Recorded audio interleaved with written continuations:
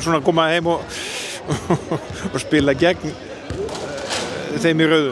Það mjög skrítið að bara spila á móti bestu vinkonum mínum. Það bara mjög skrítið. Já, og á gamla heimavöllinu, sem ennþá skrítnara. Já, það var skrítið að fá til Þýskalands, en ég held að það sé ennþá skrítnara að vera hér, spila á móti þeim og vera hinum megin í uppbytun og svona og vita bara hvar allir eru og vita hvað allir heita hérna. Það mjög skrítið. Já. En þetta var nú svo sem aldrei í hættu hjá okkur eftir eina stóra sigur úti. Já, við lögum grunninn bara vel hann úti, en við hefum klárlega mátt gera betur í dag. Vorum bara frekar svona andlausar og en kannski erfitt að gíra sig í leik þegar maður vinnur með 13, en við hefum klárlega átt að gera betur.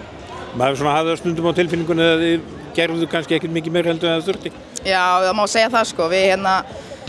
Maður vissi að Valstelpunum langa að gera miklu betur en síðast og það átt inni, þannig að bara smá skrítið en bara áfram gakk. Aðeins bara svona fyrstu vikunum og mánuðum að núti, hvernig svona líkar þið lífið?